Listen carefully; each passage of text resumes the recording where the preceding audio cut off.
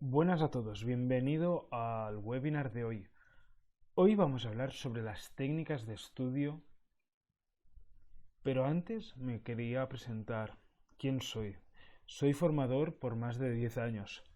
Me gusta aprender de forma continua a base de cualquier producto o cualquier fuente que me permita crecer como persona y como profesional, desde libros, cursos online, cursos offline, cursos presenciales, vídeos, etc. Y también me gusta involucrarme en cualquier proyecto que me lleve al siguiente nivel.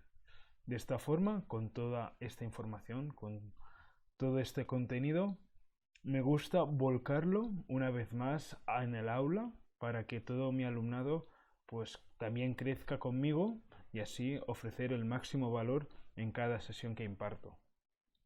Bien, en este webinar, ¿qué veremos? Básicamente aquí tenemos el índice con los principales puntos. Empezaremos con los ciclos vitales, la importancia de agendar y crear hábitos, conoceremos las leyes de Parkinson y de Pareto, la importancia vital de la recursividad en el estudio, también cómo podemos priorizar, cómo debemos tener en cuenta la importancia del entorno en el cual llevamos a cabo nuestro estudio y al final os voy a dejar unos recursos para que podáis estudiar de forma mejor. Bien, los ciclos vitales. Principalmente nosotros, las personas, no tenemos una energía uh, continua, lineal, sino que vamos teniendo picos y bajos a lo largo del día. Entonces, es importante que sepamos o nos conozcamos cuando tenemos estos picos altos y estos bajones de energía.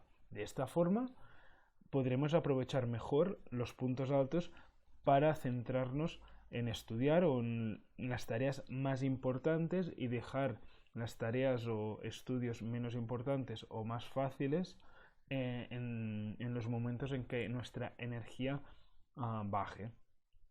También es importante saber si somos diurnos o nocturnos. Hay gente que durante la noche estudia mejor porque normalmente la gente duerme, por lo tanto la ciudad está más tranquila, más silenciosa, entonces no hay tantas interrupciones. Y hay gente que en cambio pues aprovecha la salida del sol para ponerse en marcha y ahí es donde tiene su máxima energía. Por lo tanto, cada uno es un mundo. No creo que sea uno mejor que el otro. Sin embargo, hay que encontrar pues, nuestro modelo de energía. ¿De acuerdo? Y también es muy importante que, a pesar de que la energía sea cíclica con estos altos y bajos, es importante que al final primero de todo, debemos dormir correctamente. Y a lo largo de este día, la energía que hayamos cargado durante la noche se irá descargando hasta llegar a un mínimo al final del día. Entonces, debemos ser conscientes de ello y organizarnos el día en función de lo que hemos comentado. Agendar y crear hábitos. Los humanos somos seres de hábitos.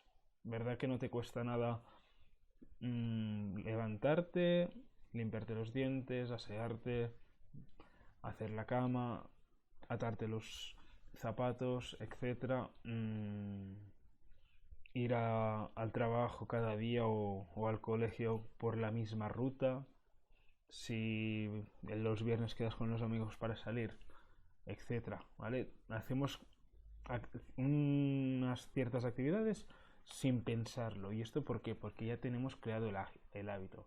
Entonces, una buena actividad que podemos hacer es agendar nuestras sesiones de estudio y hacerlas siempre a la misma hora, el mismo día. Es decir, si vemos que a las 6 de la tarde nosotros tenemos siempre, todos los días, un hueco de una hora para poder estudiar, pues reservemos esta franja horaria y apuntémoslo, ya sea en un calendario, en el Google Calendar o en cualquier app que tengas para memorizar esta actividad y que te lo recuerdes, es decir, que te salte una alarma para que cuando llegue el momento te avise de que es hora de ponerte a estudiar.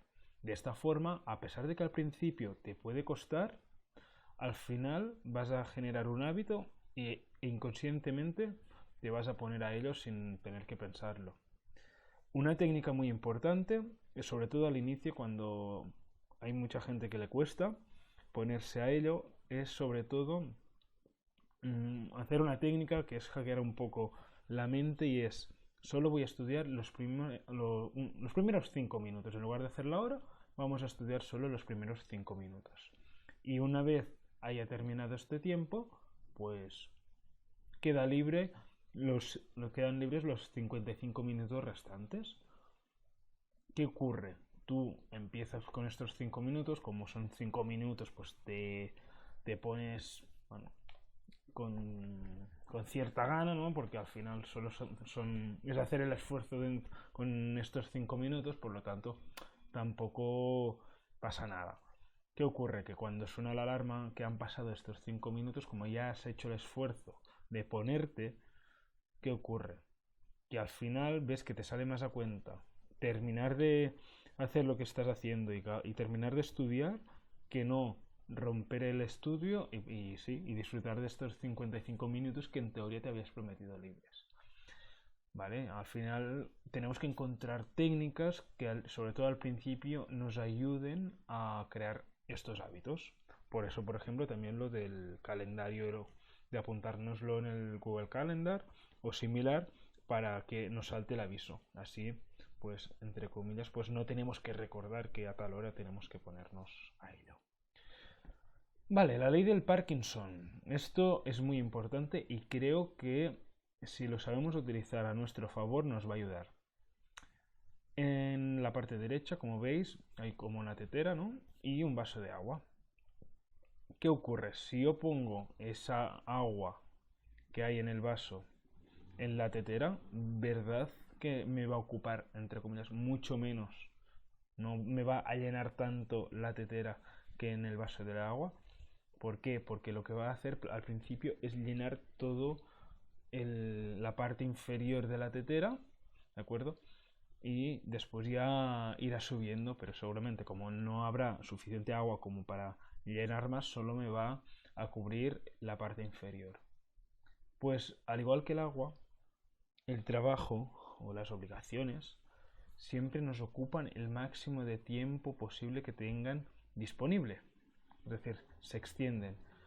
Entonces, si yo tengo una semana para hacer un trabajo o para hacer una tarea, me va a ocupar toda esa semana, impidiéndome que esa semana pueda hacer más actividades aparte de esa. Entonces, lo que tenemos que hacer es que si nosotros tenemos una tarea para dentro de un tiempo sustancial, pongamos 2 semanas o un mes, en lugar de dejarnos libre, pues es todo el tiempo que realmente tenemos, nosotros poner un deadline, una fecha límite, mucho antes de lo que realmente nos piden. Es decir, si en lugar de 2 semanas, pues le vamos a meter que solo tenemos una semana. O si tenemos un mes, vamos a decirnos a nosotros mismos que esa tarea tiene que estar hecha en 2 semanas vista. De esta forma aprovechamos mucho más el tiempo y nos dejamos un tiempo libre para dedicar a cualquier otro proyecto o tarea. Por otro lado, la ley de Pareto también va muy acompañada, siempre estas dos leyes van muy de la mano. Nos dice que el 80% de tus resultados vienen de parte del 20% de tus acciones. Entonces, lo importante cuando haces una tarea es saber identificar este 20% de acciones o este 20% de la parte del trabajo que tienes que hacer que te dará el 80% de los resultados. De esta forma, si te centras en este 20%, vas a ser mucho más óptimo y mucho más eficiente a la hora de trabajar. La recursividad del estudio. Yo como profesor estoy harto de ver a la gente estudiar durante el último día o 2 últimos días antes del examen. ¿De acuerdo? Es mucho mejor ir estudiando semana a semana, día tras día, porque la mente, el subconsciente uh, se va quedando, ¿no? con los conocimientos, ¿no? Va adquiriendo los conocimientos poquito a poco. Claro, aquí vemos, por ejemplo, un gráfico donde en la línea verde vamos viendo, ¿no? que es un estudiante que semana tras semana va estudiando recursivamente la materia, y en cambio en la línea roja vemos que sí, que durante la primera semana los dos estudiantes han estudiado igual, por lo tanto han crecido en conocimiento. Sin embargo, durante la semana 2 el estudiante rojo no ha estudiado, con lo cual aquello que había aprendido o había adquirido durante la primera semana lo ha perdido. Y durante la semana 3 estudia, sí, pero lo que le ocurre es que tiene que recuperar lo que ha perdido durante la segunda semana. Entonces, al final, al cabo de 4 semanas, se encuentra en el mismo sitio que la primera semana. ¿De acuerdo? En cambio, en el hecho de el estudiante verde, el haber hecho el estudio diariamente, pues ha ido poniendo los cimientos, ¿no? Los conocimientos uno encima del otro, con lo cual ha podido adquirir correctamente todos esos conocimientos para el examen. Y aparte, el hecho de aprovechar esta recursividad es que es más difícil que se te olviden los conceptos, ¿vale? Muchas veces eso, hostia, dices, oh, tengo que ojear los apuntes, pero con una ojeada, si realmente en su momento lo estudiaste bien y correctamente, con una ojeada tendrás suficiente para que te vuelva a la memoria pues todos estos conceptos que en su día estudiaste. En cambio, si hiciste como el estudiante rojo, seguramente te tendrás que volver a leer los libros y a poner a hincar codos como hiciste en su día, ya que lo hiciste mal, ¿de acuerdo? También es muy importante priorizar, saber qué es lo más importante en cada momento, ¿de acuerdo? Es muy importante hacernos una lista de tareas, y esa lista debe ser dinámica, ya que en cualquier momento nos puede entrar una tarea en el último momento para mañana, y claro, de repente esa tarea es la más importante, porque si no, no vamos a hacer la entrega a tiempo. Entonces, saber priorizar y saber qué es importante, qué es urgente, etcétera, es una habilidad que hay que entrenar, y que al final pues nos va a permitir agilizar a la hora de la toma de decisiones, a la hora de prepararnos nuestras sesiones de estudio y saber qué es decir, dónde tenemos que centrar nuestros esfuerzos durante la sesión de estudio en función de las necesidades que tengamos en cada momento. La importancia del entorno. ¿Vale? También he escuchado mucho hablar sobre que hay gente que estudia en la cama, que estudia con música, que estudia en el comedor, que estudia en la cocina, que estudia viendo la televisión, etcétera. No, ¿vale? Tenemos que centrarnos y focalizarnos solo en una cosa, en este caso en el estudio. Entonces, debemos tener un entorno aislado, que no tengamos interrupciones, ni de familiares, amigos, ni teléfonos móviles, ni emails, ni etcétera. Tampoco recomiendo la música, y si por lo que sea necesitáis música, que sea tranquila, ¿vale? Que no os excite, que no os ponga en movimiento, ¿vale? Que tenga, que sea relajada, ¿vale? Y después, nada de distracciones de consolas, ordenadores, etcétera. Es decir, si os gustan los videojuegos, por favor, quitadlo de la zona donde estudiéis. Y por supuesto, vais a estudiar en una mesa con una silla, y nada de camas, nada de sofás, etcétera, ¿vale? Tienes que estar en una posición cómoda. ¿Por qué?